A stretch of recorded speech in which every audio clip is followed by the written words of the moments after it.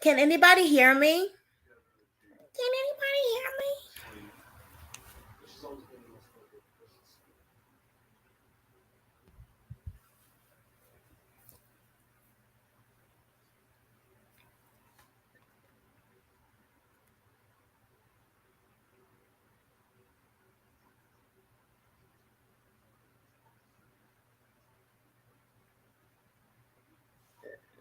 Good afternoon, Brook. Thank you. Hi, Tide over the bullshit.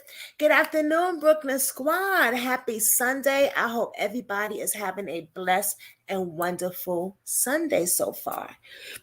If you're new, welcome to the squad. I'm glad that oh hell to the no, we're not doing this. What happened? Oh wow, yeah, my laptop is acting up, guys. If you're new, welcome to Brooklyn Squad. I'm glad that you joined us. If you've already been here for a hot minute with your girl, then you already know what it is. All right. Subscribe to my channel. Tell other people about this channel, please. Let's get it up running. Hit them thumbs up. Hit the notification bell. I have my Cash App and PayPal account there. I do accept donations. So if you like, give a little donation, but don't give what you can, but please don't give your last. I know shit is rough right now. I am monetized by YouTube, so I'm making nothing by doing all these stories. So yes, I do appreciate a little donation. That goes a long way. All right. I do appreciate that. Those of you that have donated, I appreciate you guys. I really, really do. And those of you that are struggling, just like myself, I pray that it gets better each and every day. I really do, because shit is crazy out here. It really is. Today we're going to be talking about Jelani Day.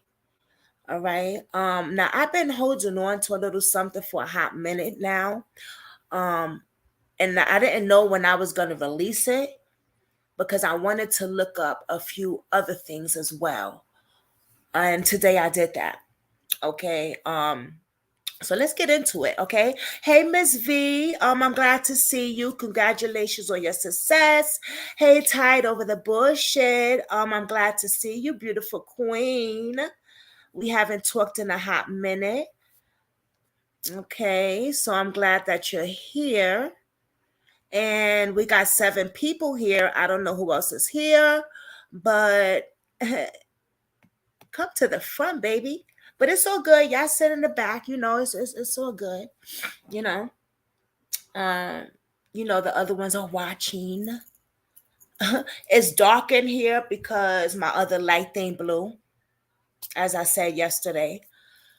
But that will soon be fixed. Yeah. Hold on for a minute. I thank you for asking. I really do appreciate that. Tied over the bullshit. Thank you so much for asking. I'm be honest with you. I've been struggling. Yeah. If you've been watching my channel, um, it's hard for me. I get no income yet. I'm still waiting for a letter from these people. I've been calling this lady. She hasn't called me back. So now I'm getting nervous. And I'm trying to get my nerves together. I'm saying to myself, well, if I don't get this, what's going to happen? It's just hard. I don't want to go all into it. You guys don't want to hear my shit. But thank you for asking. Shout out to Kathy. Shout out to Kathy. I appreciate what you did, Kathy. All right, so your blessings are on the way. Oh, girl, I hope so. I hope so. I hope so. I hope so. I'm going to be honest with you, Tired. I'm scared. I'm trying not to cry. My anxiety is kicking in as I'm talking to you about it. Like I'm shaking a little. I'm scared. I'm scared, to be honest. I wish I could do that. I've been looking all over. Please tell me, what do you got? Deja T, please help. Like, if you can give me any suggestions, or I know Ms. V and everybody, we talked about selling merchandise. I'm gonna get with White Down about that. Um, but you need an income for that too. You know what I'm saying? Getting merchandise and all that, hiring people to do the thing for you, and but I'm gonna try it. I'm gonna look into it. I'm about to give you the name, and oh, sister, please, if you could, Deja T, please, Deja. Let me give you my email. Are you on Facebook, Deja? Let me give you my email.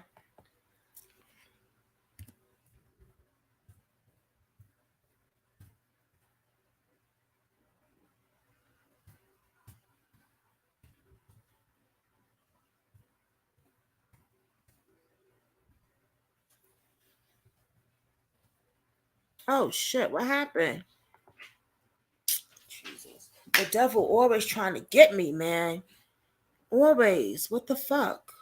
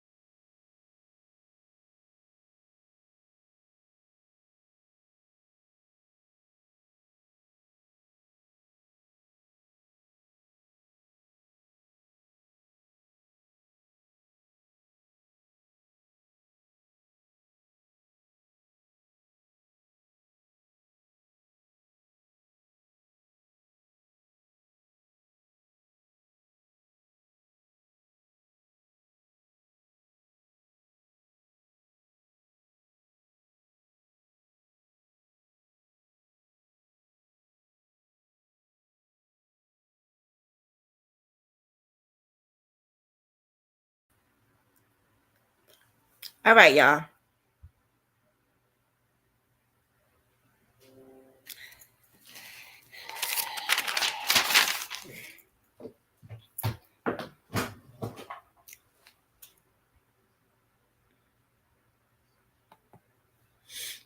Okay, I'm gonna look that. Oh, what the hell? What is going on here?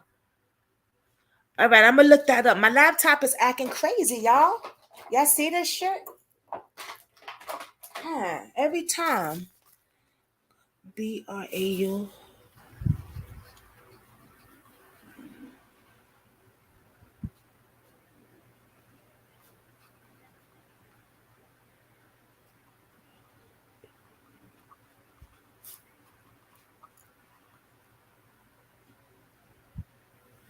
Okay. Yeah, I tried looking on Indeed, but I don't know. It's kind of weird on there. All right, y'all. I know y'all here for Jelani, so let's get to it. Thank you so much, Deja T. I appreciate it. Let me give you my email. That's what I was trying to do, and the laptop was acting a little cuckoo.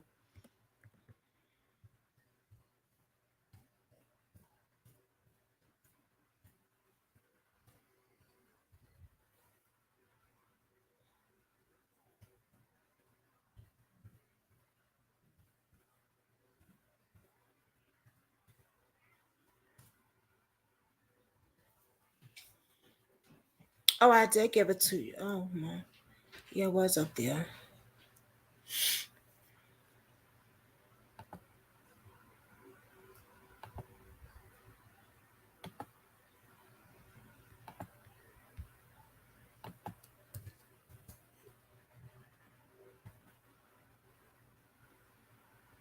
All right, let's get to it. Thank you so much, Deja T. Deja T. I love that name. My daughter's middle name is Deja. Alexis Deja Marie Jackson. All right. Whew. breathe. Yeah, I don't want to hear the bull crap here. Jelani Day. Justice for Jelani Day. Right? We've been talking about the IS school before, right? Now the IS school, we talked about the good qualities. If you haven't been watching, we talked about the good qualities. Yes, Deja. We talked about the good qualities of that school, and we talked about the negative qualities of that school, ISU, right? But I always wonder, was Jelani Day the first person that went to that school that wind up killed? And he's not. He is not. Actually, I found a few people that went to that school and wind up killed. And one of them was a Nigerian black queen. And I say queen because she just was a queen. But yes, she was a Nigerian black woman. Let's get into it. Now, we wonder how long, right, has stuff like this been going on? Chicago is not a good place to live. Well, there's nowhere that there's really a good place to live. But when I looked up Chicago or Illinois, like it's crazy out there, guys. It's really, really bad. And I'm not talking about going back a few years. I'm talking about going back multiple years. But let's get into a young lady, right, from Nigeria.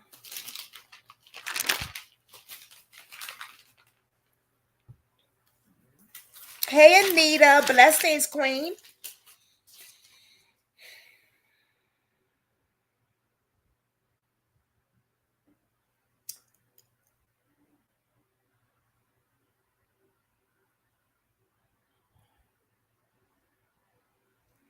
Now, this was a big case, and I'm surprised I've never even heard of it. I don't know, maybe you've heard of it before, guys, but I haven't. And I have been sitting on this for a few months now. One of my subscribers gave it to me. Shout out to D. And I just been sitting on it, but I've been sitting on it for a reason.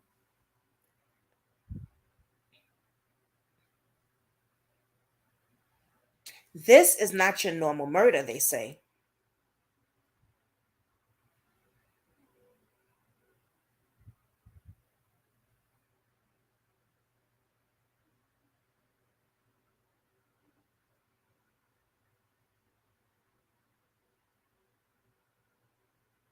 It's a damn shame. A damn shame, really, for real. It really is. Because Jelani wasn't, he just begun going to that school. He just begun going to that school. Okay? And then, boof, he's gone. He's murdered. And I'm wondering, how long has this been going on? Even if it's not the same killers that killed Jelani that's been killing other people, there's something going on when it comes to ISU. And there's a lot of covering up. Okay? A lot of covering up.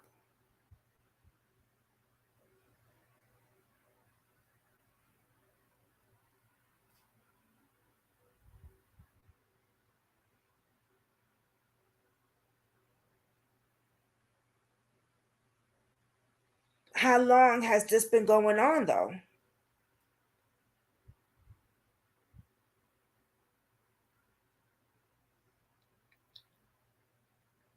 A very long time.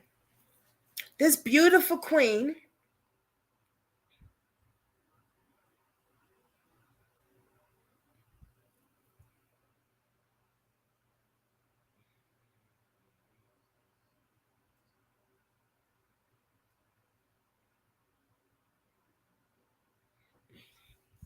I cannot pronounce her name right, but I'm going to try.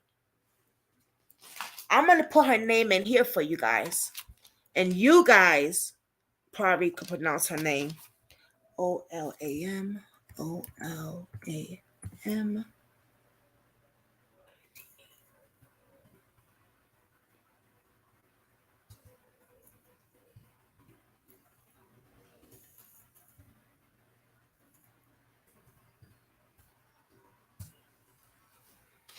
That's her name. Okay. She was 21 years old. Olinda Adul. Olinda Adul.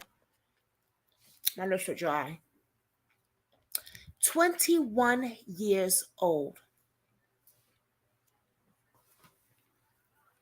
She went to ISU. Okay. But on October 13th, okay, something really bad happened to this young lady. And we're going back in 2005. All right. We're going back in 2005.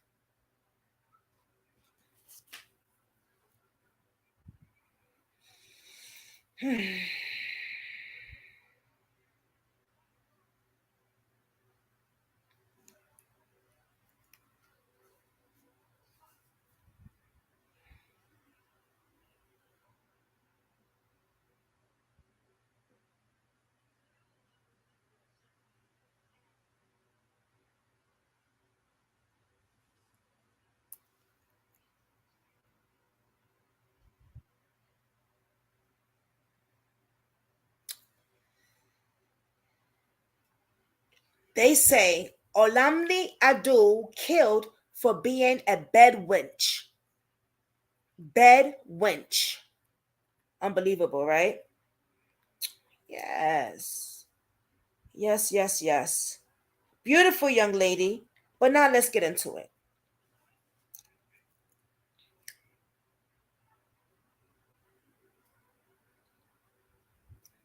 When I read this, I was like, you gotta be fucking kidding me. Okay, you gotta be. The father of Illinois State University student who authorities say was killed, then burnt in a Mississippi chicken house, says his daughter's soul will help guide investigators to her killers. Authorities said dental records confirmed Wednesday that the badly burned body was of 21 years old Alamdi Ado, an ISU senior last seen 2 weeks ago renting a movie at a video store near her off campus apartment in Normal, Illinois. It's believed that Abdul was murdered within days.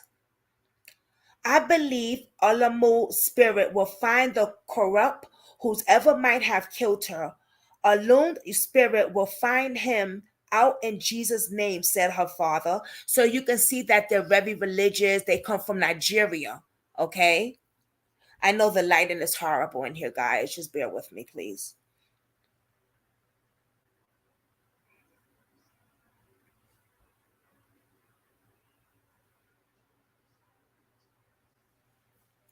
Authorities did not release cause of death and offer little new information on investigators that will expand to Mississippi after a week of foot cannon and searches across Illinois. As far as the cause of death, we believe she was already deceased when the body was dropped off in Newton County in central Mississippi. Newton County Sheriff Jackie Knight said, "We have investigators from Illinois here with us, but we believe the actual death took place in Illinois."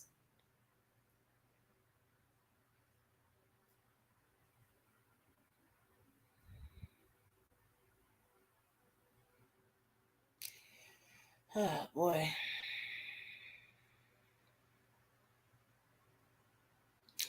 Her father said he wants to see justice for the death of his daughter, who he said was diligent, quiet, and never offended anyone.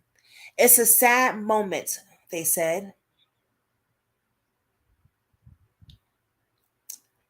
Cody said police are interviewing several persons of interest in the case and that some people already questioned by investigators will be questioned again. Police say none in suspect currently.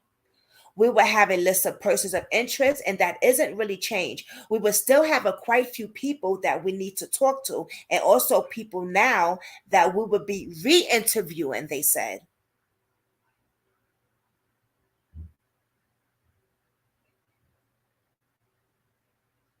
The body of Adol, a native Nigerian who moved to suburban Chicago when she was 8 years old, was found Friday in a central Mississippi by the owner of the chicken house, who was cleaning up after a suspicious blaze there for 4 days earlier.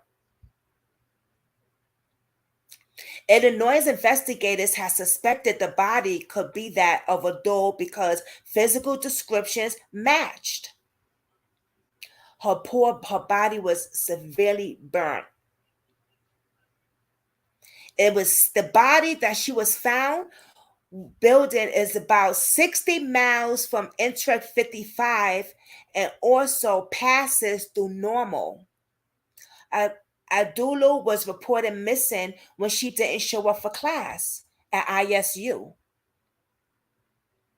and her weekend job as a waitress. I wonder who reported her missing at ISU. Hmm, interesting. Because not Carmen, Carol Boyster is just loves to just report people. I'm not saying she reported this young lady, but I'm gonna look into that though. I am gonna look into that. Police launched a criminal investigation last week after evidence and interviews was done. They believe it was foul play. She studied laboratory science at ISU. She was due to graduate with tons of other students in December and planned to return to Chicago to complete her clinical training at the hospital. She grew up in Chicago suburbs of Berkeley.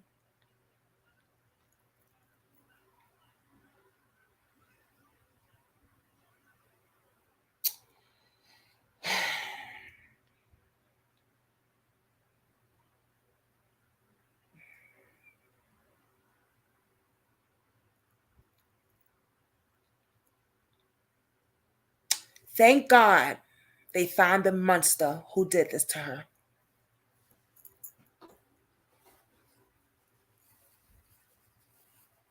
My mouth is dry, y'all. Thank God they found the monster who did this to her. Okay? Yes, they did find them. And we're going to get into that too.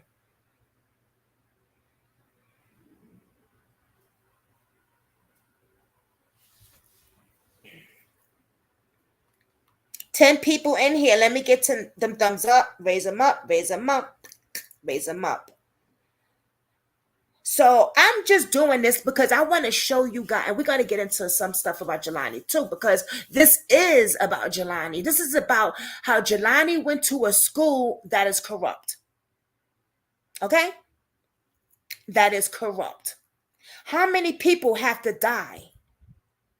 And I'm sure there's other schools too, but we ain't talking about other schools. We're talking about ISU. We're talking about Jelani Day. Okay? We're talking about other victims who has been murdered from by being a person going to that school. We're talking about people at that school that's terrified but don't want to say shit. Don't want to open their mouth. That's what we're talking about.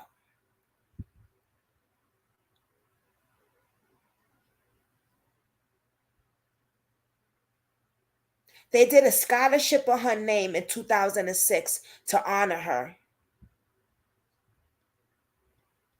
So that was nice.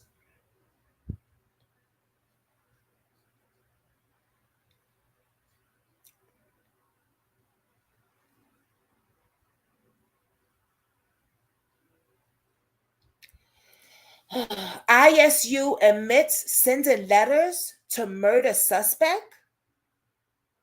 Whoa. Okay.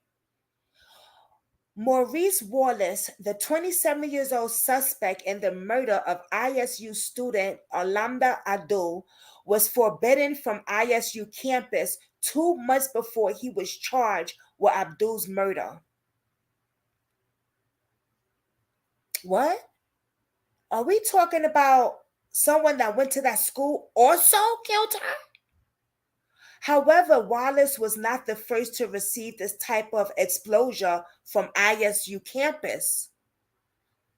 Hold up, because I didn't see this part. I'm just now seeing this part, guys. Let's just go back a little. Whew, child. Wait a minute. Hold up. Are we talking about people that go to that school is killing people that go to that school? Oh, we got a part. Wait. Drink up a sip of water. Fucking dehydrating over this motherfucker. Okay. I'm dehydrating over this shit now.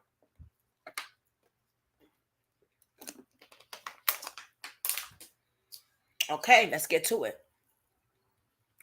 Maurice Wallace, the 27-year-old suspect in the murder of the ICU student Olamide Ado, was forbidden from ICU campus 2 months before he was charged with her murder. So he was forbidden to go on campus. So they knew who this monster was? Wait, let's check it out. However, Wallace was not the first to receive this type of exposure from ISU campus. Oh, so we got more. Okay, let's see.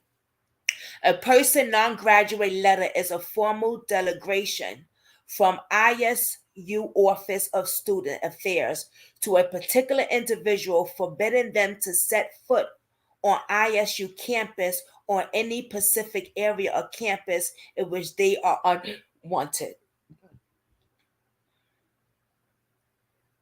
A person non-grata letter is a formal declaration from an ISU Office of Student Affairs to a particular individual forbidding them to set foot on ISU campus or any Pacific area of campus in which they are unwanted.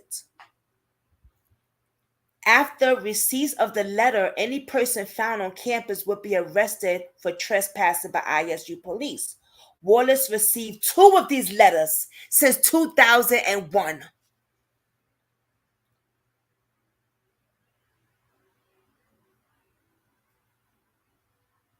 So you got a stalker targeting beautiful black women on campus of ISU. Whoa. Oh, baby, this never came out before. We got a problem. Wallace received 2 of these letters since 2001? According to Helen, Vice President of Student Affairs, Wallace received the letters for frequent harassing students. Oh my God. This school was dangerous already.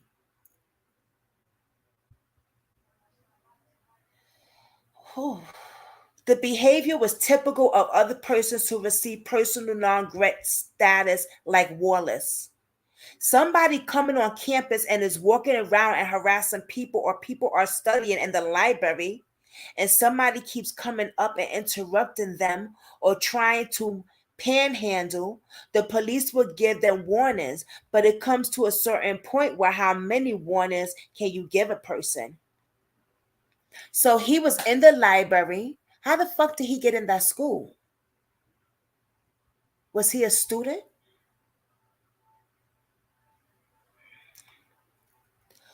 Where was security? Don't they got security? That's a big campus. Most people, when they are asked to make their behavior conform the standard we use on campus, they get it. And they get it, but there are small numbers of people, usually 1 or 2 each semesters, that the percentage for whatever reason. When a person receives a letter, a copy is also sent to Maureen Blair, the director of ICU Housing Services, and ICU Police Chief Ron Swain. After getting so many complaints about a person or police report on some um combination, what? Anyway, we sit down and make an assignment as to whenever or not we feel this person is potentially a danger or on our campus and notify the people who should be informed. Well, you didn't.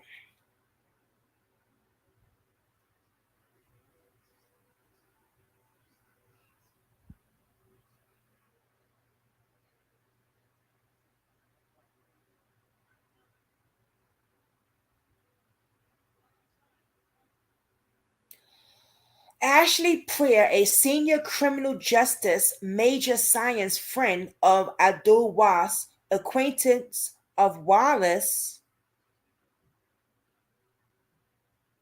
says she believes more could have been done to prevent Abdul's death. If Wallace is convicted as Abdul's murderer, nobody informed us of the letter situation. I am not even sure if they informed the normal police department. This young lady knew her, the victim, and the murderer.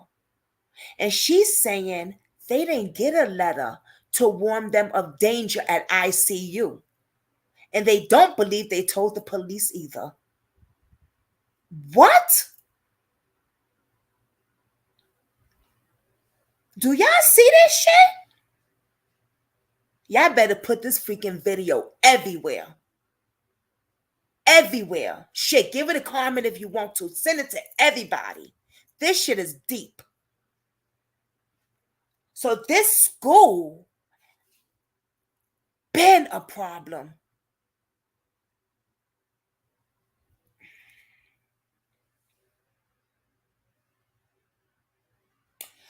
Oh boy, she says ISU police handles person non-grade situations unless they ask for the normal police department's help. Prieste says ISU should send the person a non-graded letter to relate around to, for everybody around town to be aware. She says she believes the fault lies with McLean County Management Company. I think somebody could have done more on this case. She should been done this just sending a letter to him, but at the same time, I don't think anybody could have anticipated how mentally unstable he is. However, I do blame the McLean County Management Company. They took this stranger and placed him in an apartment without strangers with other strangers and didn't even do a background check. Okay, so wait a minute. He went to the campus school. He went to the campus school. They placed him in an apartment. They don't even do background checks for the apartments on the campus. They should pay for this repetition to a Bloom's family. Why don't they look out for us like they really should? We trust them to rent from them. If they just been a simple call to ISU to check to see if he is a student, my friend wouldn't be dead. If they had just made a simple call to the ISU to check to see if he is a student, my friend wouldn't be dead. Oh my God. Wow. Wow.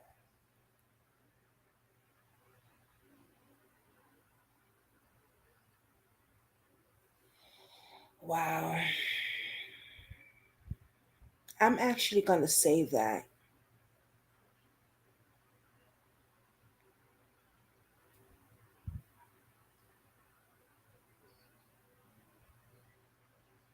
She was murdered 3 months prior to her graduation.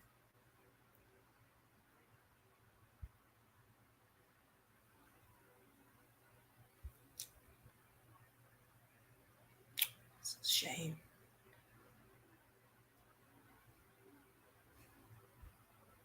It really is a shame.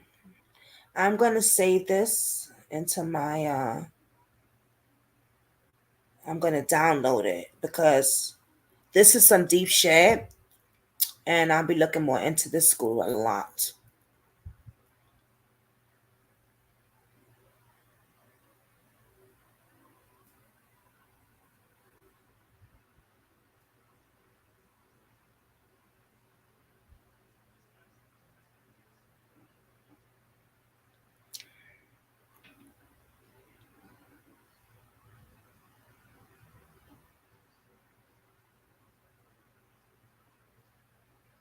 I'm disgusted.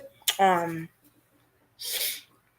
Bloomington, Illinois, a series of outbursts, some laced with profanity, and landed Marcus Wallace a 3-month jail sentence before his trial date was even sent in the last four slaying of a 21 years old Illinois State University student.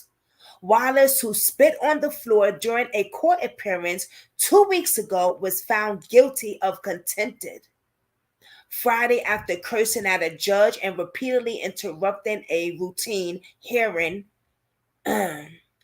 After ignoring warnings from the judge Scott, Wallace was ordered from the courtroom 3 times and spent the last 15 minutes of his hearing in a separate room listening to preceding thoughts and speakers like it was going to make a big difference. Me being out there, Wallace said. A deputy led him from the courtroom the final time. Wallace, 27 of Normal, has pleaded not guilty in the slaying of the 21 years old Alanda Abdul, whose charge remains were found whose remains were found on October 21st in the rubble of Mississippi chicken house. So he killed her at her apartment, by the way, and then carried her body all the way to Mississippi. The young lady was last seen renting videos on October 13 near her off campus apartment in Normal. Wallace, handcuffed and shackled, greeted the judge by saying, "What's happening, man?" And he entered the courtroom for a hearing that was delayed about 15 minutes. One of the court appointed attorneys tried to calm him and appointed his room. But he grew angry, and his frequent interruption was directed in profanity at the judge. "You can lock up my body, but you can't lock up my mind," Wallace said. Oh, he's a sicko, yeah.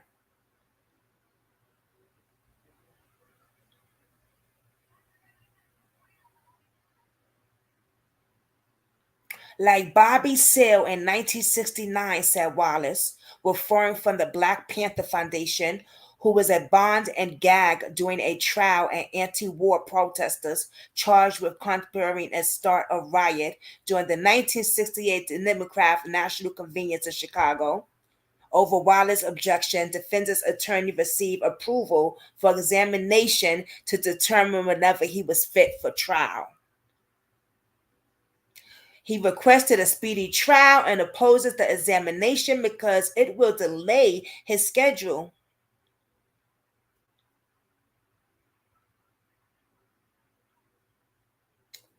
They wanted to do a mental health expert examination on him.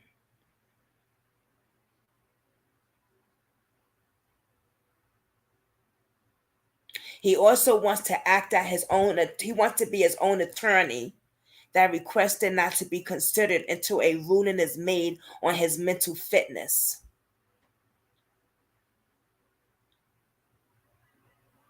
Prosecutors allege Wallace, who lived on the same block as Abdul, killed the ISU senior in her apartment, then dumped her body in the car and drove away.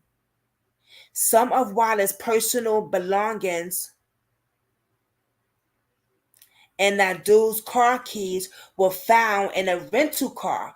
Wallace had, okay, hold on. Some of Wallace's personal belongings and the young lady's car keys were found in a rental car. Wallace had, when he was arrested, They seen, okay, so he had his car keys and her stuff in the rental car. Who even sent this food? Who even gave him a rental car?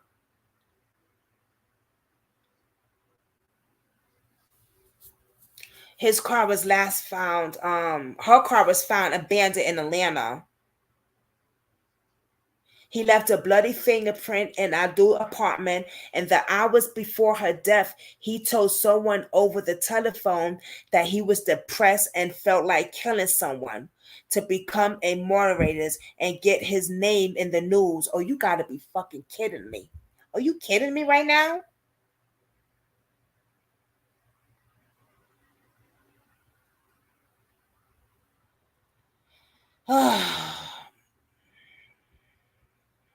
So he was a psycho. Okay. He was a psychopath. Okay. And they knew this. They knew this, they knew this, they knew this, and did nothing. Hold on, y'all. I gotta get this. Hello? Yeah. Yeah, why? Yeah, why? Hello? Hold on, y'all.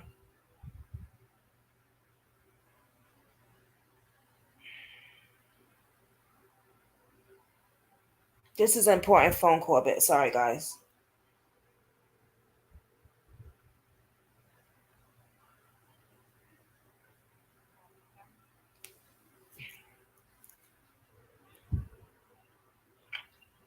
Yeah, you just called me. I said yes. Why? Yeah, why? Why? It is? Well, they open.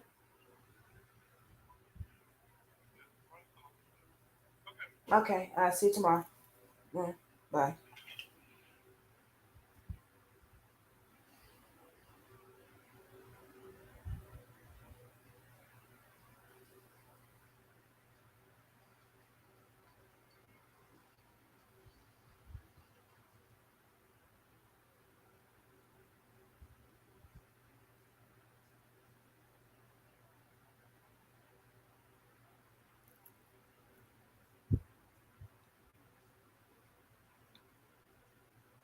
Yes, Anita, I agree with you, honey. Thrown away and lock the key and don't take it out that motherfucker for real because he is insane. He's really, really insane. Really insane.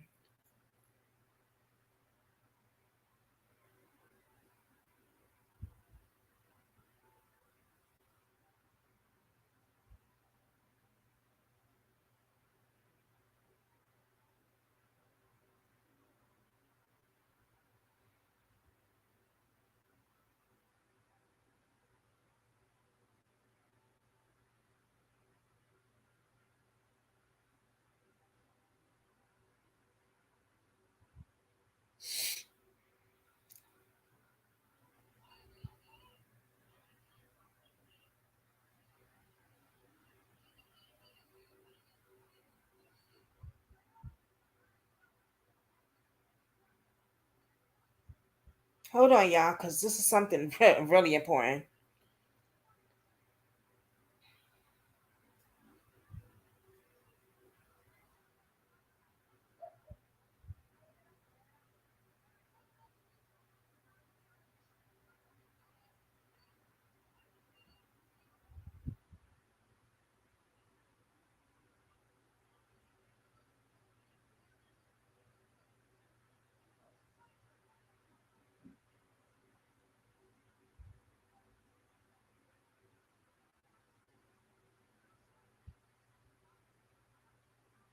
Tomorrow's a holiday, guys.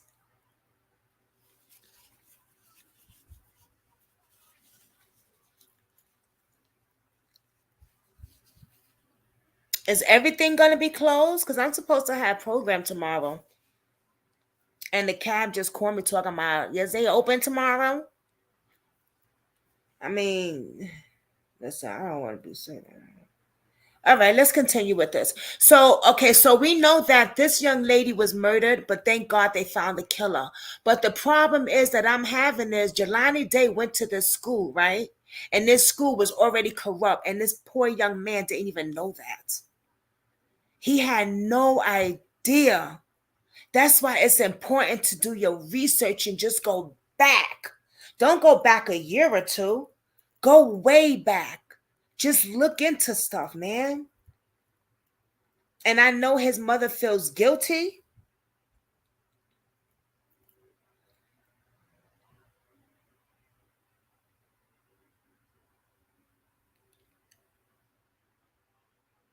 I know his mother feels really guilty, and my heart goes out to that family.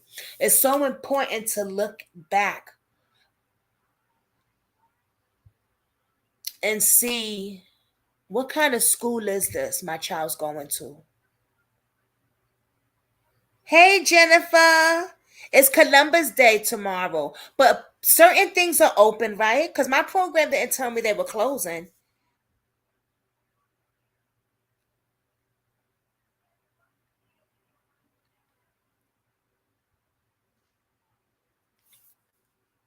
Now I'm worried. But they would have said it. I mean, them motherfuckers don't barely close. They close like big holidays. You know what I'm saying? Like they close like big holidays. They don't really close, shit like that.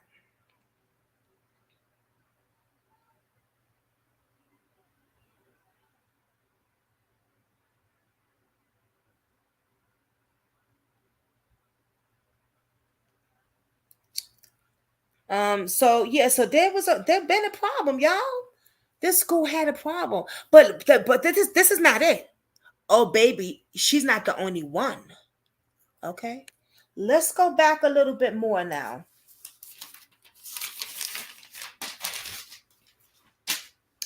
Let's go back a little. No, let's go way back. Because I want to show y'all how corrupt this school was. My mouth is dry as hell.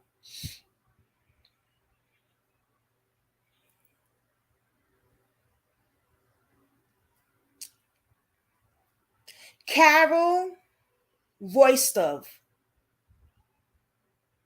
Can't say her name right either. Rothstadt. Carol Rothstadt.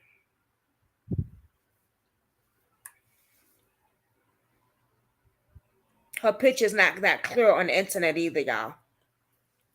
Let me see if I can find a better picture than that. She's so pretty though. No. Oh, not really, but nah.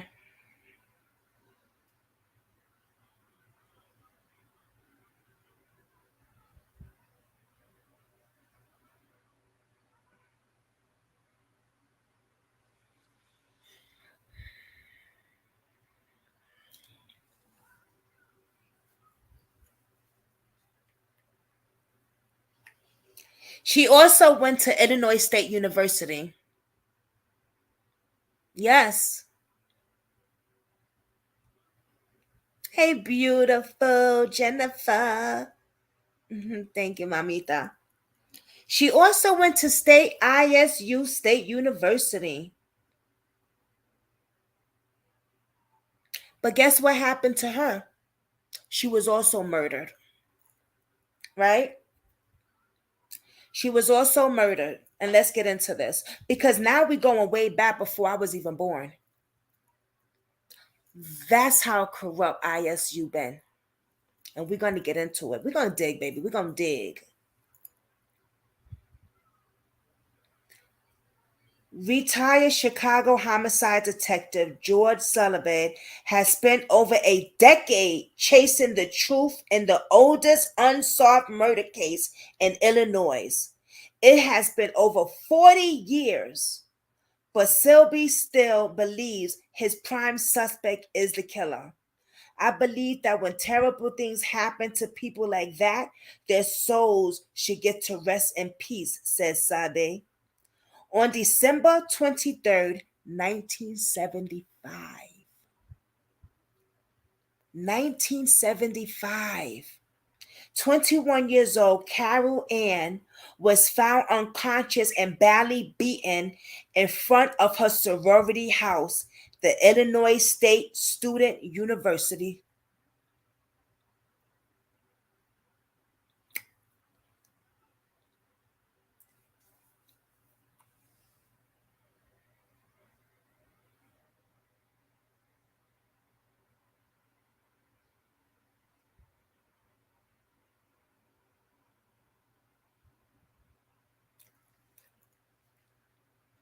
I'm also going to post this up later too. The Illinois State University student sustained injuries to her head and was possibly sexually assaulted. A large railroad tie with blood on it was found next to her, and the suspect to be the murder weapon, and it seems to be the murder weapon. She was found December 23rd, right before Christmas, in the early afternoon.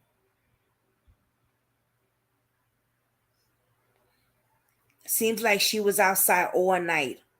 I guess you students were on winter break at the time, but Carol had stayed behind to work another shift at her retail job before going home to Elk Grove Village for the holidays.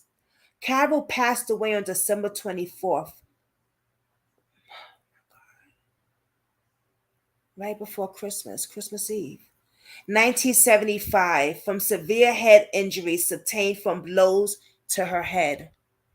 13 people, let's get them thumbs up, please. Subscribe, hit the notification bell, donate to the channel.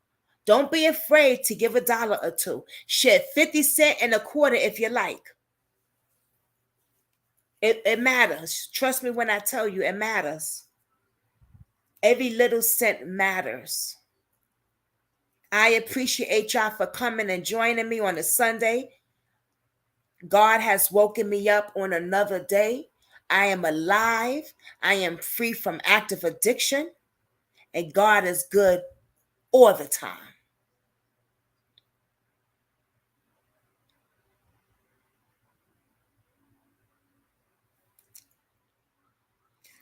The Illinois State Police website lists the suspect as two white males between 18 to 25 years old at the time. A sketch of one suspect is included as well as a brief description of the other male. It has been reported that the suspect was seen by an eyewitness standing outside around 10 p.m. with one suspect carrying a club. All of the information pertaining of this case. Absolutely nothing about the witness accounts makes sense to me. Whoever said Sybil, who can see someone eye color at 10 o'clock at night? Sybil asked. Sybil's involvement began in two parts, as he explained in the interview. When he began his independent investigation, a former sorority sister of Carol's had contacted him after reading about Sybil's past work on cold cases. Normal Police Department had reached out of Chicago Police Department in the summer of 1976 when Sybil was working in homicide detectives on the West Side. Sybil's as his partners were asked to check out an address in LA Grange of suspects in her case. It wasn't until Sybil's began investigating the case that he realized the suspect name looked familiar. Summer's internationally conversation with the sorority sister. Other sisters has reached out, so she was in a sorority.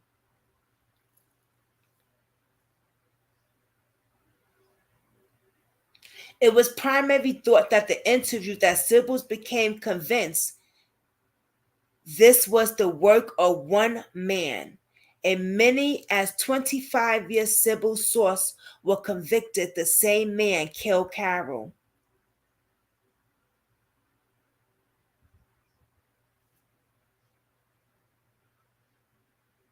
He did 200 interviews.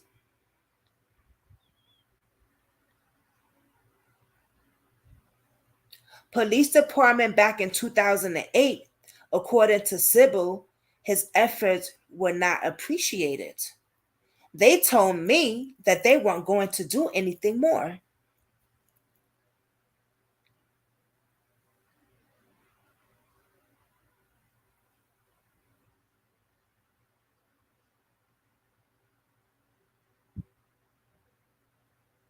Wow.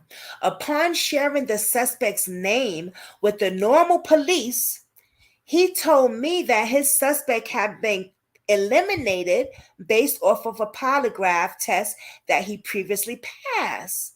Sybil requested that the suspect's name be kept out of this story. However, his name was rather promote an ICU campus in 1975.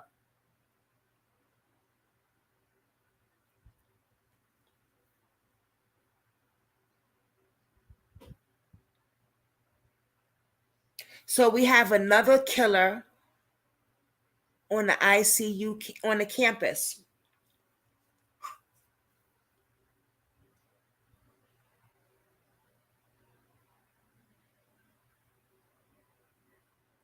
She was a tough girl. This characteristic came from other things that were known about Carol as well. She was living in a sorority house with several others when an intruder broke in. A window was broken, phone lines were cut, and a powder found and what? A prouder, oh, found Carol in her bed, covered her mouth, and threatened to kill her. After she screamed, the attacker threw her against a dresser, breaking her nose. He fled the scene and his face was never seen again. So they had break ins on that campus school housing and nothing was done about it. Do y'all see the fuck is. Do y'all see what's going on? There were things already happening. This is the second murder.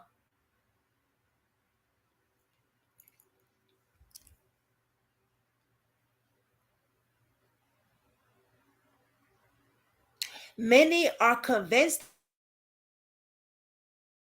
that who was the same person who killed her in the original police report.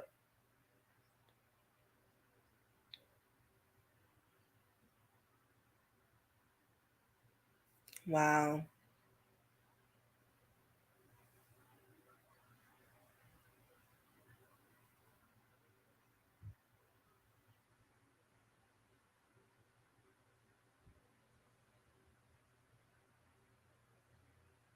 Throughout the years, I've heard in 2001 there was issues with the evidence.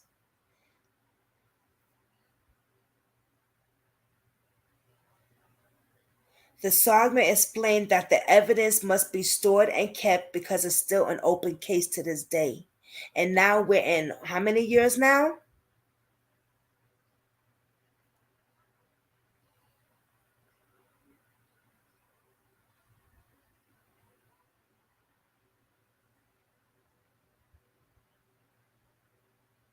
Her ankles and her underwears and her pantyhose were pulled down. However, a sexual assault was quickly dismissed after a nurse discovered that Rosas was menstruated at the time of her attack. Because she had her menstrual, they're saying that the sexual assaulted part was dismissed. But on the other hand, the other report says she was sexually assaulted.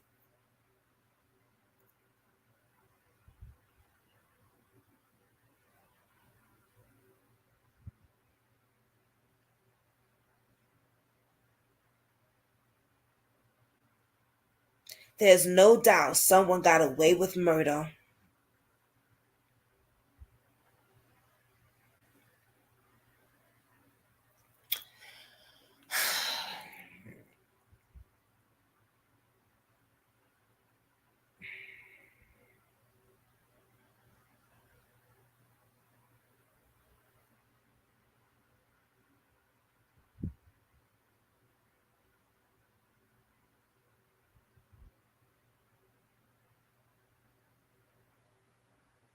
This is a damn shame. It really is. when she was found unconscious outside of her sorority house in Normal, Illinois on December 23rd, 1975. Carol had been severely beaten, and unfortunately, she would die of her injuries the next day on Christmas Eve. This December marks 45 years since Carol was murdered, and authorities are still trying to find out who killed Carol Rothstadt.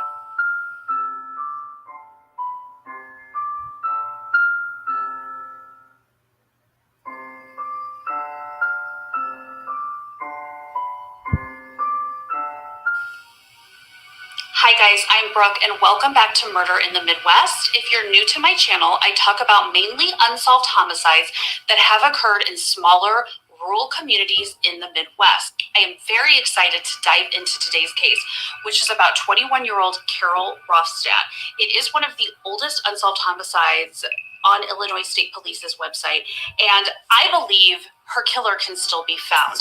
Before we get into Carol's case, as always, if you like what you see, please hit that subscribe button below. There's also a bell notification you can hit, and I will let you know when I upload new videos. I also have an Instagram that you can follow, which is also Murder in the Midwest, as well as a Twitter account, which is Murder Midwest. Guys, we're going to dive right into Go give her some Carol love, y'all. Rothstadt's Show her some love. unsolved murder.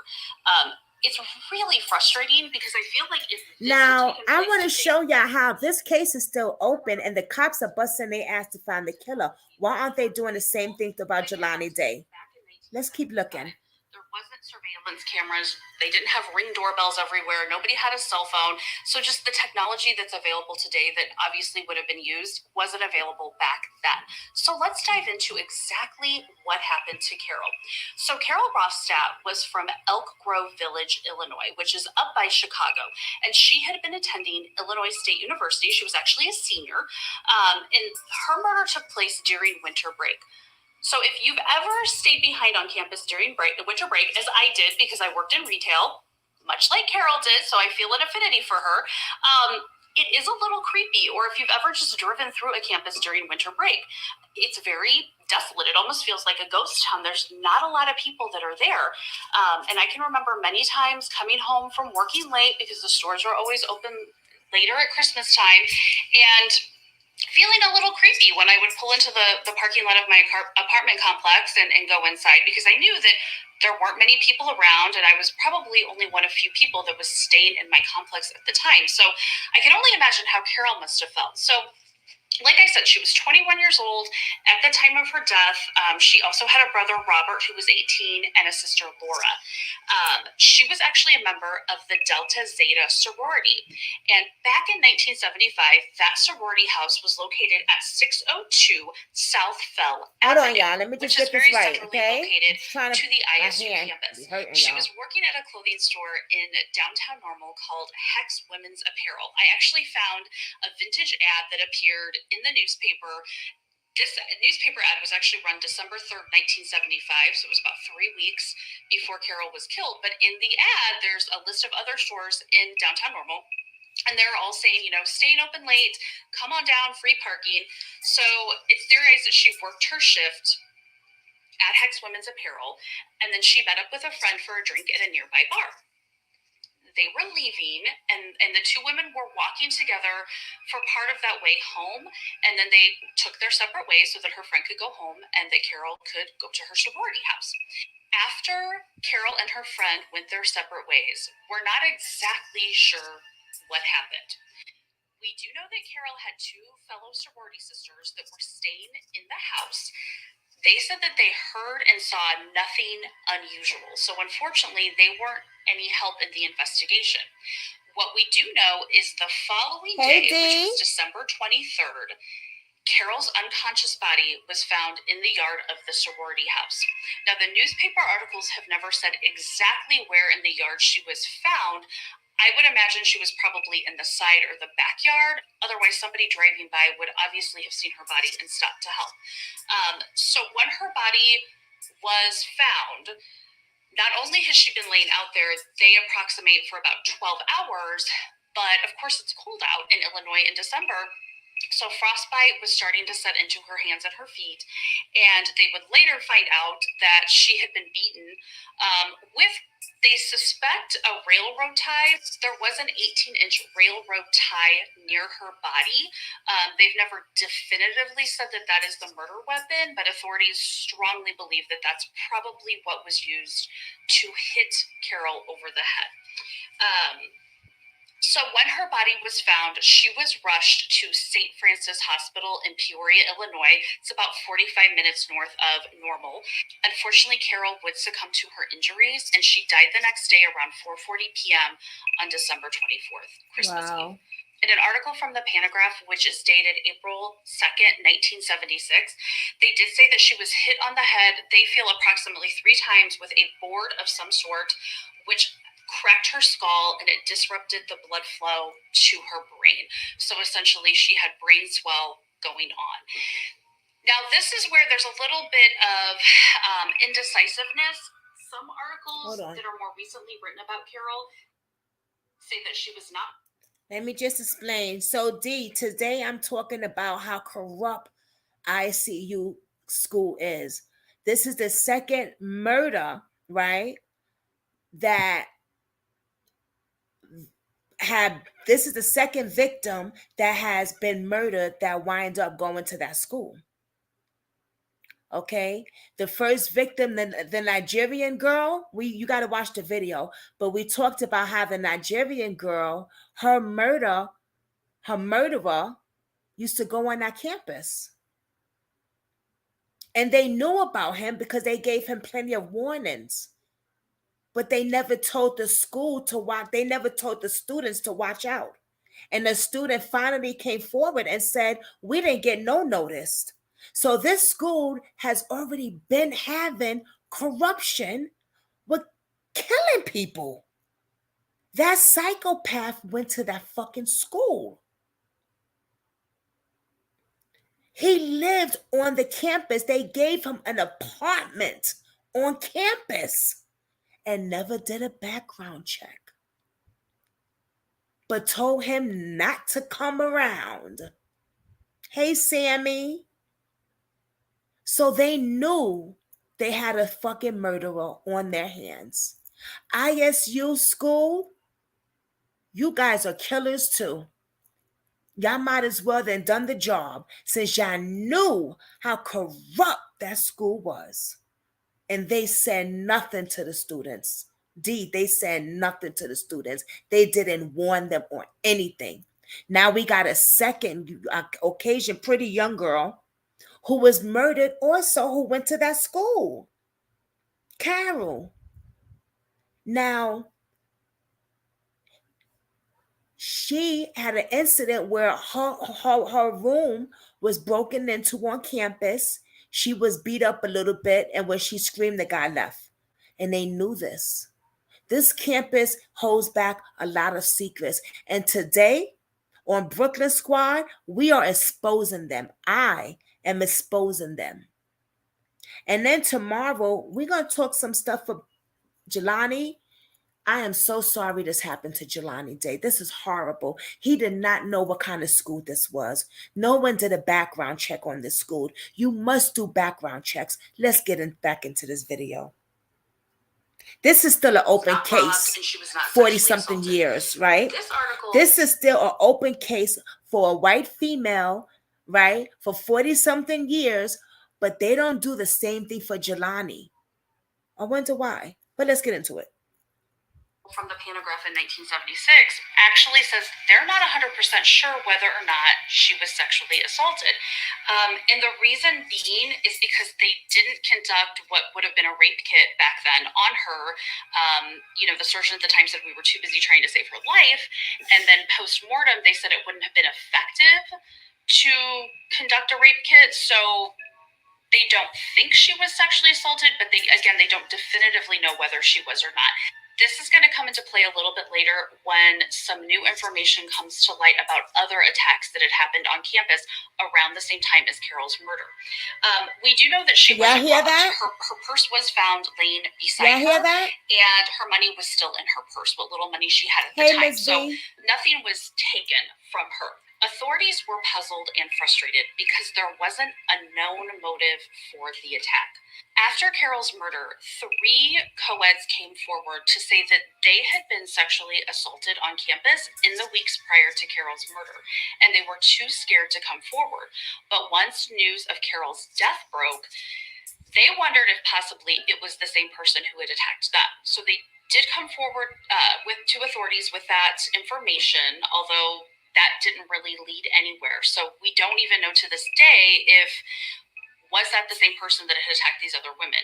Luckily, there was a witness that came forward, an eyewitness, who at the time that he was passing by in front of Carol's sorority house when she was being attacked, they didn't realize that that's what was happening. They didn't know she was being beaten. They said that they reported that they saw Carol leaning forward and her arms were kind of hanging down by her side, and there were 2 men with her, but they thought it was just college kids goofing around. And then, of course, after news of Carol's murder came out, they realized, oh my gosh, I saw that. I just didn't know what I was seeing. So they were able to get a good enough look at one of the suspects, and they were able to make a police sketch. So I will put up a picture of that police sketch and what that suspect was described as looking like. So they did say it was a white male. He was around 6'2", weighed about 200 pounds, with brown hair and brown eyes, and the age range was anywhere from 18 to 25. You can see in the police sketch that he had a full beard and a mustache. He was wearing a stocking cap and a winter coat with kind of a prominent collar. The other man that was with him, they didn't get a good enough look at to be able to do a police sketch, but they described him as being a white male, about 5'4", so much shorter than the other suspect. He weighed about 180 pounds. He had white hair, green eyes, and they put him in the age range of 25 to 35 years old. Damn, how could they see his eye color? To note that the suspect that they made the sketch 10 o'clock at night, they said he was holding what they thought was a club. So that very well could have been the railroad tie that they saw in his hand. Now, of course, I'm kind of sketchy on eyewitness testimony. Especially if you're going by something and you don't think anything of it, you think it's just innocent college kids goofing around. How much attention did you really pay to what these people looked like? It also would have been dark. It was around 10 to 10:15 at night that they saw them. So we think that the attack on Carol happened between 10 and 10:15 p.m. on the night of December 22nd. And then unfortunately, she laid out there. I'm also assuming too, they saw them in the front of the sorority house. I'm assuming that they probably would have moved Carol's body around to the side or the back of the sorority house once she had been beaten. I think authorities were initially excited that they had the sketch. They circulated the sketch. It did result in a lot of leads, but unfortunately those leads went nowhere. It is a really general description, and if you think about it, if you have a sketch circulating of you and you have a beard and a mustache, you can easily shave off your beard and your mustache. You can get a different hat. You can get a different coat. There's ways that you can change your appearance. And it is a rather generic description. So, of course, it's a college campus. There's a lot of men in that age range that would be walking around. So, unfortunately, that sketch really didn't lead anywhere. One thing about this case that I think is a little odd is that a year and a half before Carol was murdered, she was actually attacked in her same sorority house. On July 16th, 1974, around 3 a.m., someone had cut the phone lines to the sorority house and broke into the house by climbing the fire escape. They went into Carol's bedroom, and when she awoke, a man was standing over her with his hands around her neck. She screamed. He picked her out of bed and threw her against a dresser with enough force that she hit her face and her nose broke. After that, the man ran off. Of course, the authorities were called, but because it was dark and it happened so quickly, she wasn't able to give a description of this person. I think that's pretty wild that somebody that young would have 2 attacks on their life in such a short period of time. Right. So I know police at the time were wondering, is there a connection? Is the person that broke into her bedroom a year and a half earlier the same person that ultimately ended her life? I don't know. It's just such a weird thing to have happened to this girl. I don't know. I don't know what to make of it. It's very strange that happened to her. In 1977, there was a little bit of a break in the case, but it ended up not amounting to much. So police charged a man who had a history of mental illness because he confessed to the crime. He later recanted his confession, and all the charges against him were dropped. So I don't think that this is a case of this was the suspect by any means, or this was the killer. I think it was a mentally ill man looking for attention. So that really didn't amount to anything. So there wouldn't really be any leads or much public attention on this case until 2001. The Normal police detective at the time, his name was Lieutenant Rick Bleckner, he said that the department sent clothing and other evidence to the FBI to be analyzed. The FBI found fingerprints on an item of Rothstadt's that was a personal belonging. They have never said specifically what this personal belonging is. I'm imagining it's probably something she had on her or was in her purse.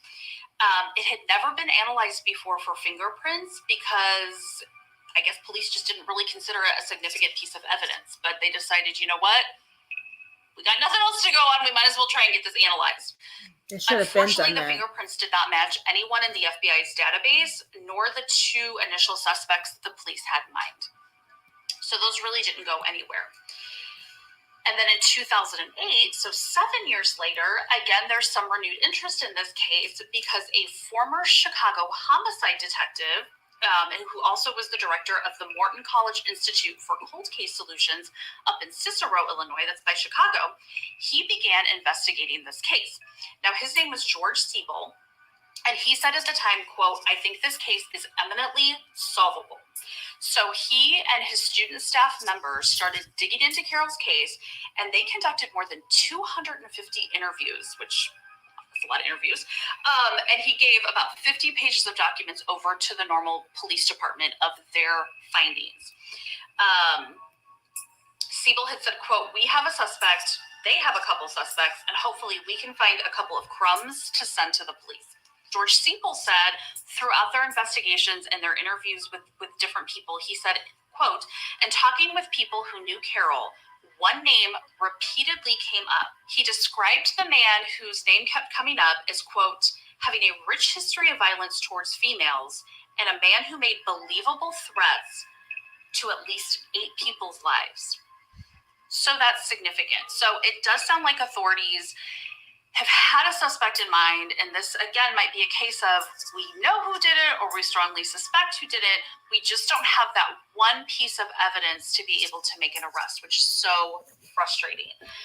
So that was in 2008. Obviously, they gave their findings to the Normal PD. Again, nothing really happened with that. Then there was a little bit of renewed interest again in 2017.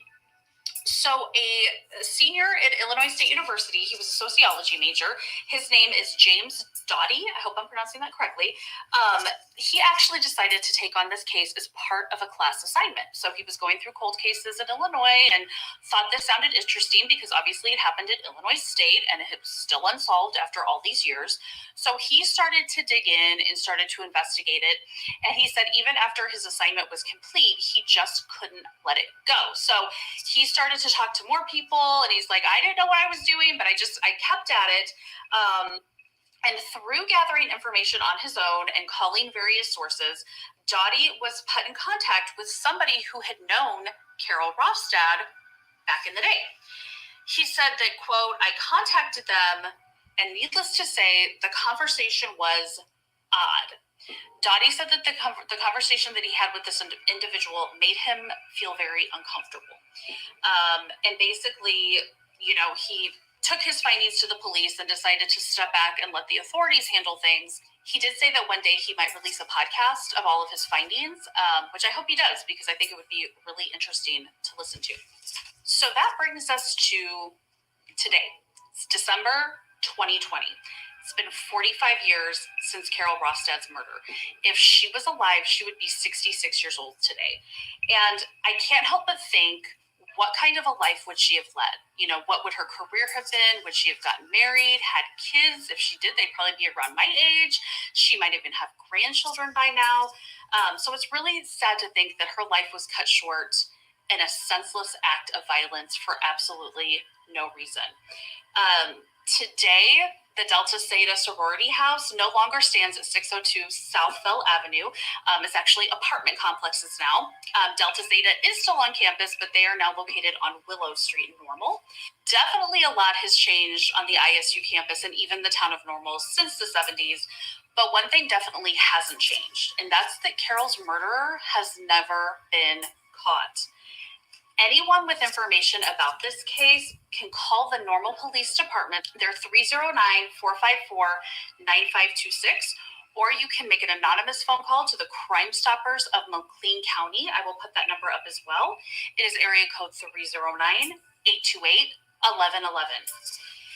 I'm very interested to hear what your thoughts are on this case, or anybody who does remember this case. If you lived in Normal back then, if you were a college student at the time, there's people, if you read Reddit threads about Carol Rothstadt, there are comments from those who went to school with Carol.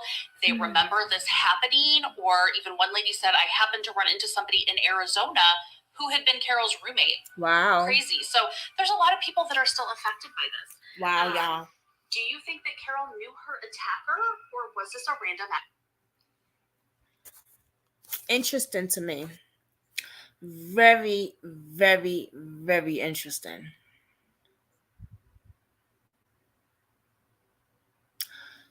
Two people, one Caucasian, one Nigerian, who both went to that school and wound up murdered. But that's not it. Let's do another one. Adam Peake.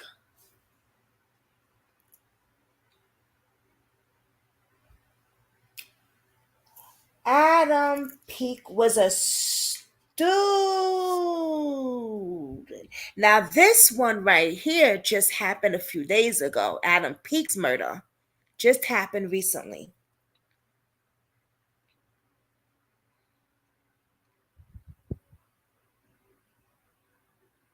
You know, it's so weird how they still have that young lady, and I hope they found the killer. It's been 40 something years.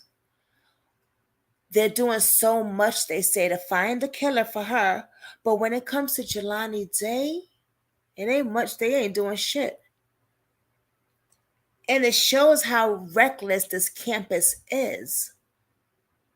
The first Nigerian girl, her murderer, winds up on the campus. They gave him an apartment on the campus and never warned nobody that he was a psychopath. The girl came out and said they never warned us. So how secure is that campus?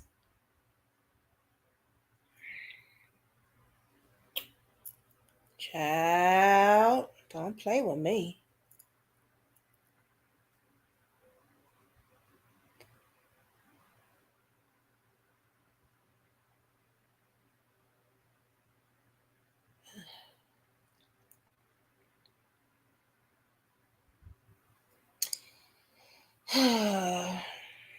Assistant Vice President for ISU School Student Affair, Adam Peake dies after bicycle pedestrian collision. Illinois State University. Assistant Vice President Student Affair Adam Peake died Friday morning after sustaining injuries due to his bicycle accident collision early this week. Peake sustained a crash injuries at 5:30 p.m. Monday after he was involved in a crash with a bicycle sidewalk area near South University Street on Normal. Assistant Vice President Student Affair Adam Peake died Friday morning after sustaining injuries due to a bicycle pedestrian collision early this week. Peake sustained critical injuries about 5:30 p.m. Monday after he was involved in a crash with a bicycle in a sidewalk area near South University Street Normal, according to news release from the Illinois State University Police Department. He was 49 years old. An email sent out to the Illinois State University community president expressed their condolences and things like that. Pete came to ISU Division of Students after in January 2021 for student affair. He was diligent and respectful and professional, they said. Adam was a wonderful person. A friend colleague has told Orr that Johnson said, "Our hearts are broken."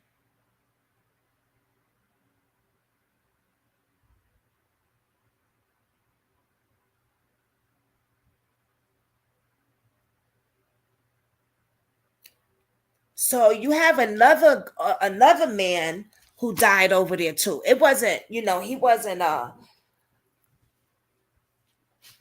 he died in a car crash. But my thing is he's an organ donor. He's an organ donor. And they're saying that this investigation is still going too. So who killed this guy? Who murdered this guy? Who killed this guy? Oh God, I don't know who that is. It's crazy.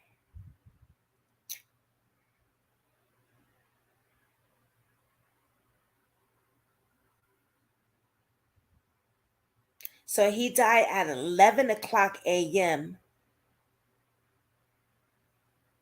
Monday on the campus of North Illinois. Okay, result for a crash that happened about 5:30 p.m.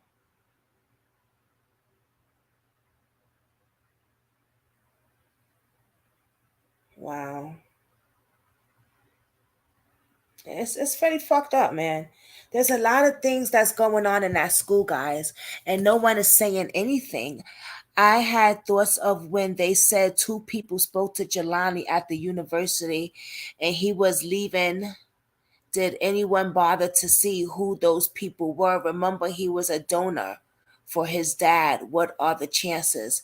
Yeah, we're gonna get into that another day. I have some more stuff that I want to get into about Jelani. Today, I just wanted to talk about uh, how that school. The more important thing is, yes, we do know that two people spoke to Jelani that day. Their names haven't been said, right? We know that Jelani was killed. We know that there was a car scene. We know a lot of things about that. But what we did not know is that two other murderers has happened with people. Two two people were murdered that went to that school, right? And the school knew about the psychopath who was harassing students and then killed the Nigerian girl. See, the school knew about this because they wanted him to get off of campus, but they also gave him a place on campus to live at. Why didn't they warn their students? How safe is this school? It's not safe. Jelani Day did not know about these crimes. And that's why people, when you go to a certain school or you sign your kids up for school, look at what that school's involvement was. Don't just look back a year or two.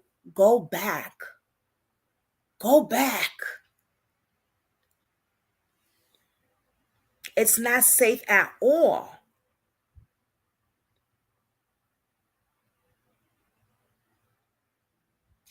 Right? You know what I'm saying, Katie? Like, it's just not safe at all. My thing is, my problem is the school right now, right? And I've said this in the past. It's something about that school.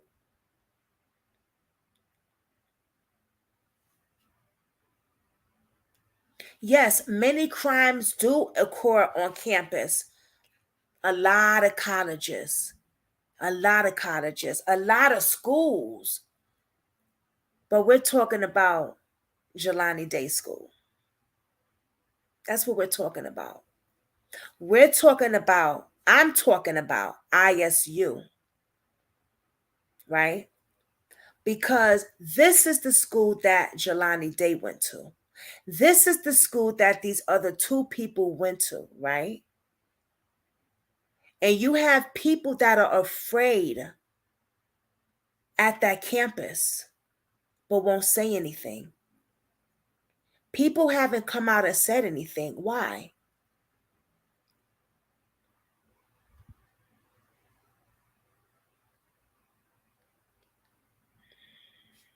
Listen,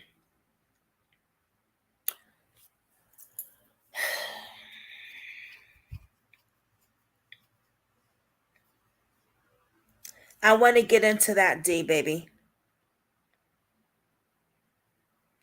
Yeah. I want to get into that. I want to find out about their organs. I want to find out all that stuff. So if me and you, we can work on that together.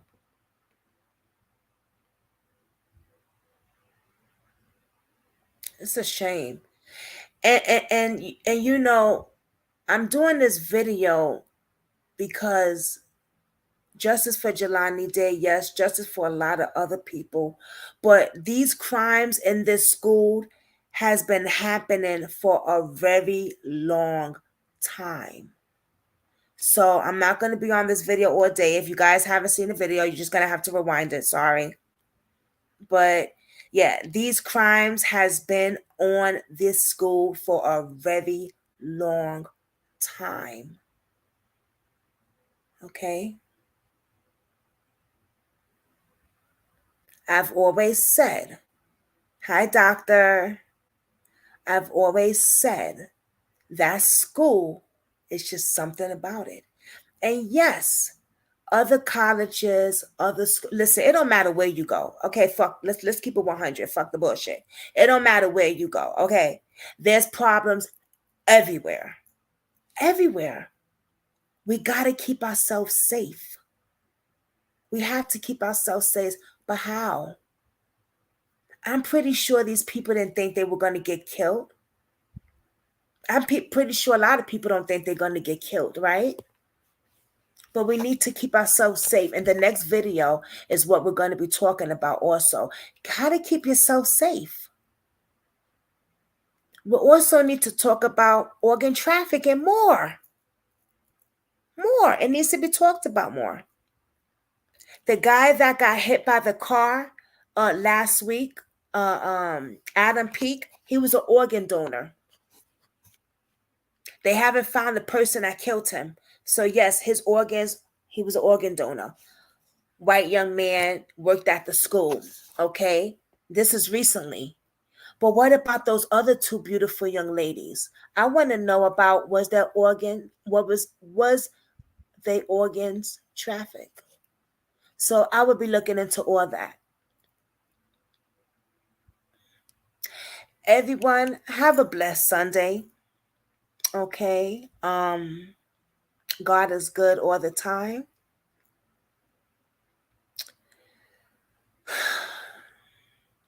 This case agitates the hell out of me. I'm gonna be honest with you, because I mean, the cops has a 40-something-year-old case still open, but they will not do much for Jelani Day. That's a problem. And let's look at the school some more deeply, because this right here, this was some deep shit. This was some deep shit. You got a school. Don't the school donates money to the police or some shit like that they do?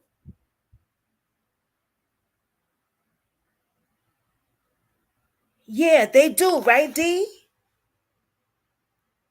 But they got a whole bunch of fucking people that's winding up killing people on that campus, and they know about the psychopaths and they do nothing. That's a problem. And then they want to make it seem like this is the perfect school to go to. And then you got years later where Jelani Day enters the school and he winds up fucking dead. How many more people? And yes, there's other colleges. Yes, It happens everywhere, but we ain't talking about just any college. We're talking about ISU. We're talking about Jelani Day.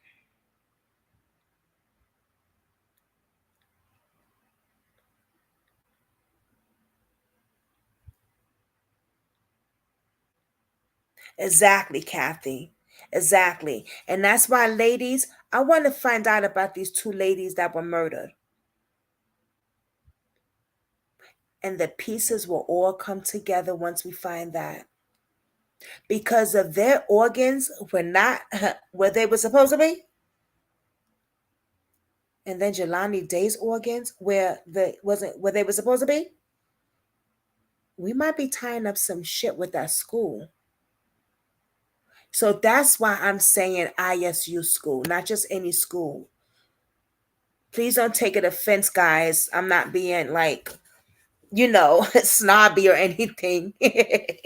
But I'm trying to make it a point where, yes, other schools has happened, but we're talking about ISU. We're talking about Jelani Day.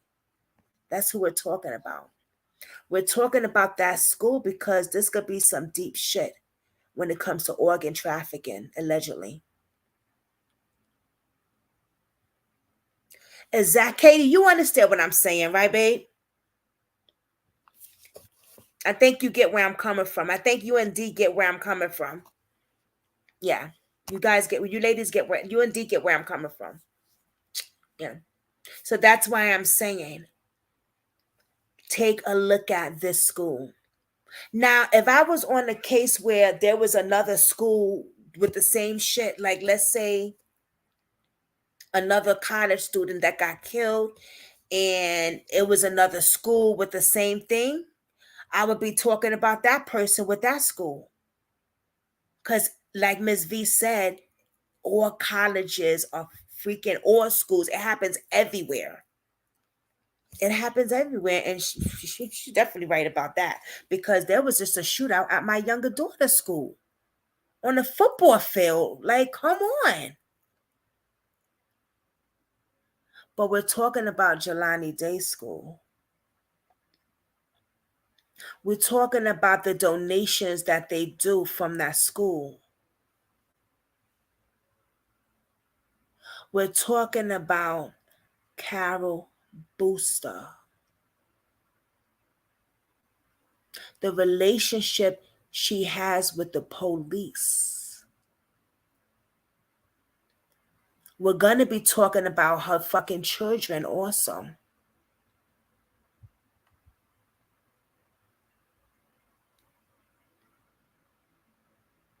Let's not forget Rodney King, Carol Booster's husband. He has a brother who works at the YMCA.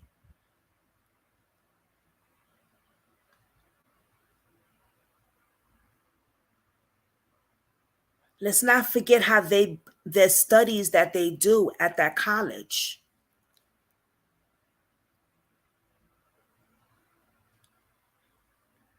Jelani's Day body, his organs wasn't deflated in the water. First of all, he wasn't in the fucking water that long.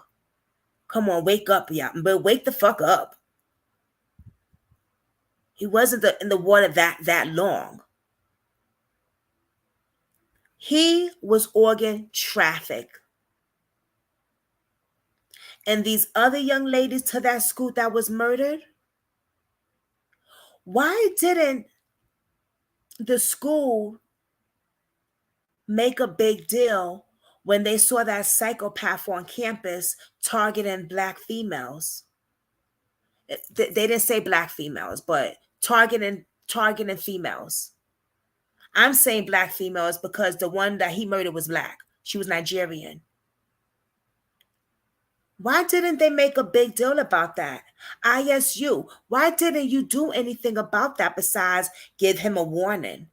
You gave him a fucking apartment.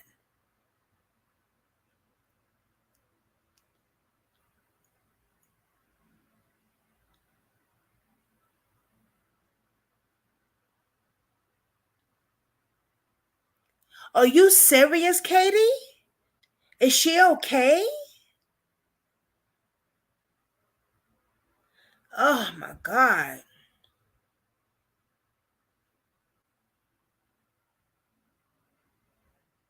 That's a shame. Oh my God.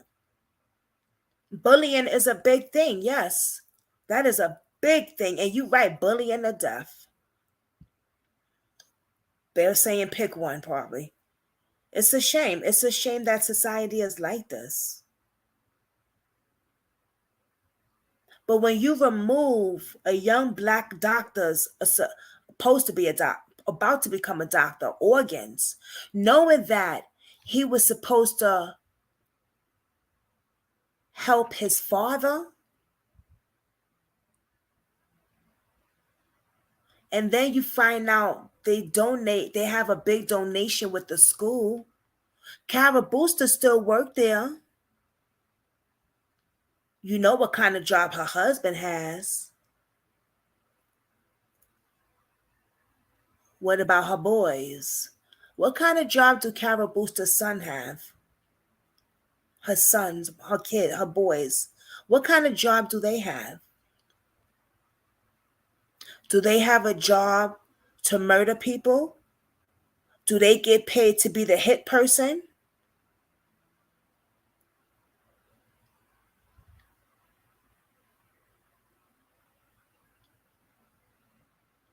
That's crazy, Katie. I'm so sorry to hear that. I'm so sorry to hear that.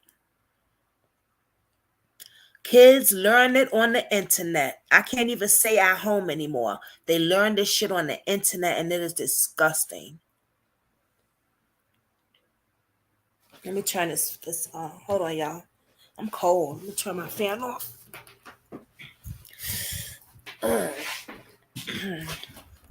They learn this shit on the fucking internet. It's gonna be chilly tonight.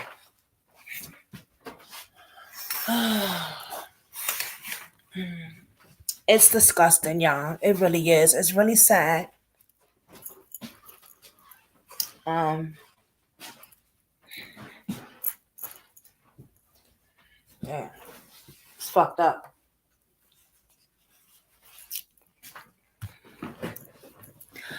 But I want to know, Cara Booster has connection to cover her ass. She can be defended or covered up by of her husband. Yeah, yeah. I wonder what kind of job her kids have. Her sons. Do they get paid to be the hit person to murder people? Like these two young people that went to that school, they were killed. Was their organs removed? I want to know. I want to know the autopsy report. And then I'm going to come back on here and tell y'all, was it removed or not? And if it was,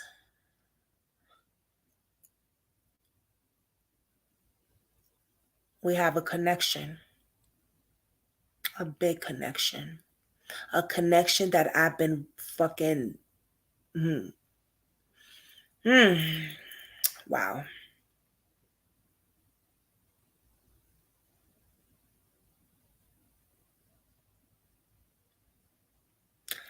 Exactly. Katie, me and you are right here. Yup. Me and you, exactly. Exactly. She's involved with some shit, I believe.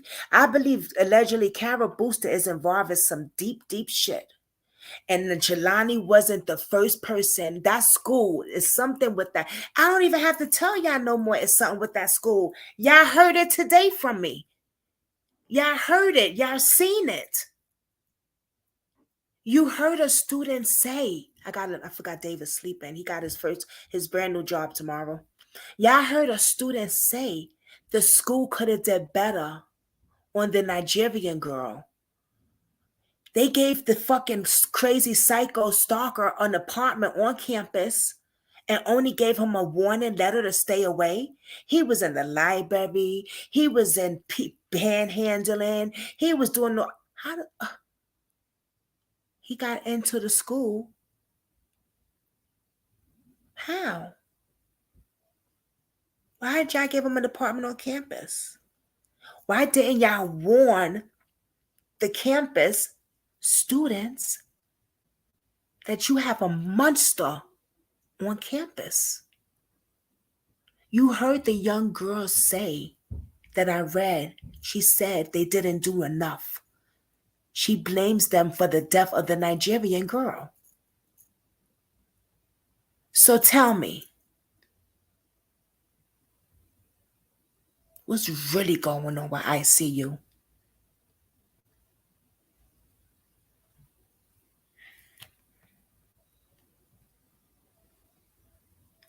Exactly, Katie. She is involved some way, somehow.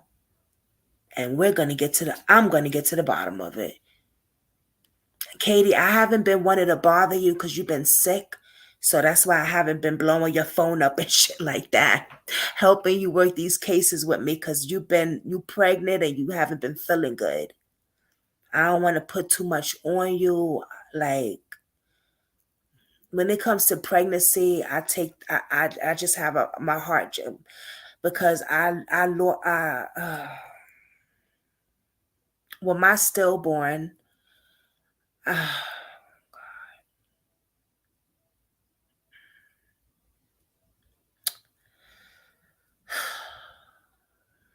just be careful. I kind of watch over for people. You know what I mean? Don't want to put too much on you. But when you feeling better, if you feeling up to it, then we could really get into some shit with this school.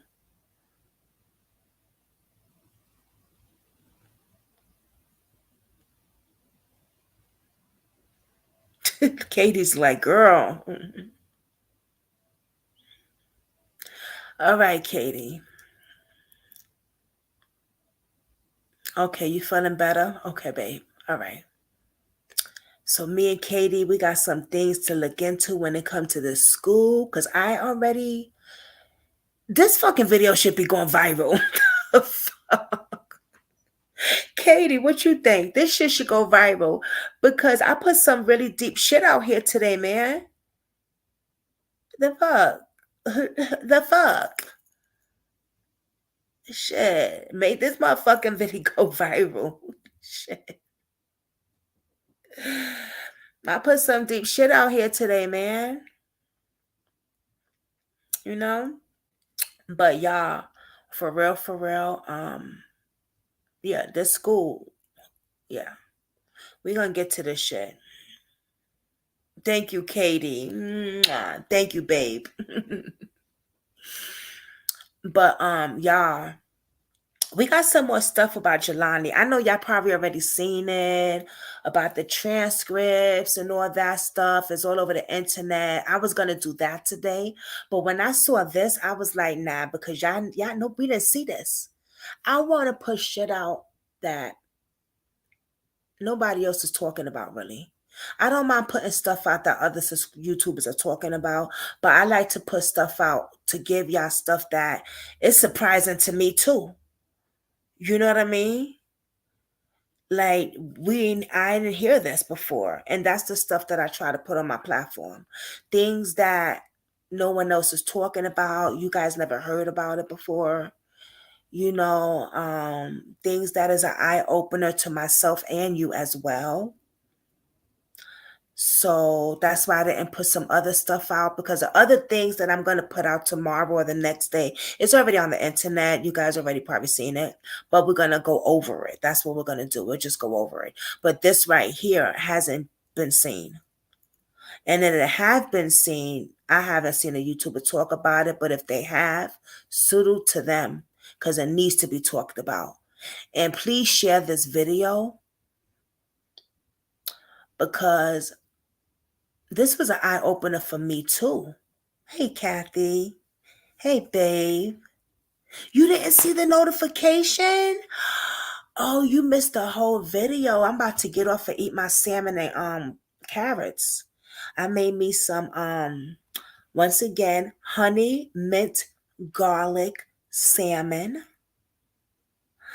with some a little brown sugar and butter carrots. I videotaped it and then it stopped loading. So I don't even know if y'all gonna get that video. You know. But I love y'all, Brooklyn Squad. I will see y'all maybe tomorrow. Yes, Kathy, I'm about to eat my food right now. I'm starving. I made it and I put it on the side so when I'm done, I don't have to cook it and wake up Dave and shit because he starts his brand new job tomorrow. So he's already probably half sleeping. So I cooked it and put it in the microwave. So I think I'm going to make a sweet plantain to go with it though because I don't want my plantains to go bad.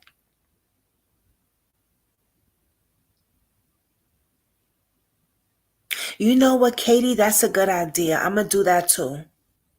Me and you gonna team up. It'd be cool if we could watch some shit together and talk about it behind the scene. You probably know how to do that whole thing where me and you could watch it, some of it together. Cause you know I don't know how to do that shit, behind. And then me and you could put some things together and stuff. But we're gonna talk, Katie. Katie, when it comes to certain things, Katie be on top of it.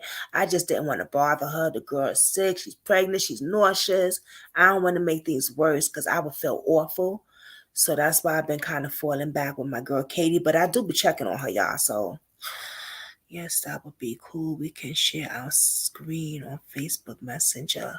Oh, we can. That's what I'm saying. Katie, you know how to do all that stuff. All right. So we're going to pick a day. We're going to do that and stuff. That'd be cool. But I'm hungry right now, y'all. Showing you I'm Cheyenne. Your girl about to eat some salmon with some carrots. No rice, no pasta, no bread. I'm still losing weight. You heard what I said? And water. Water today. No soda. Water. No fruit punch water. All right. All right. So I love y'all, Brooklyn Squad. I will see y'all tomorrow. D, my girl D, gave me some stuff that she wanted to show y'all. I know she probably wanted me to talk about it today, but I wanted to talk about this because this was deep. But I'm going to show y'all what D gave me. We're going to talk about that maybe tomorrow or this week sometime, either tomorrow or Tuesday. I still want to talk to D about some other stuff with that. And, we're going to get it going on. We always talk about Jelani Day over here. You know what I'm saying? Always we got love for Jelani Day. I see you, Miss Evelyn. Hey, boo. All right, y'all. So those of y'all that missed the video, y'all go back and watch it because there's a lot of shit that y'all gonna have your mind blown. Like, whoa, wait a minute. You know what I'm saying? So watch the video. Understand this. ISU, we got a problem. And I'm watching everything. And we will continue to talk about Jelani Day on this platform. Brooklyn Squad, I'm out. Love you. Peace.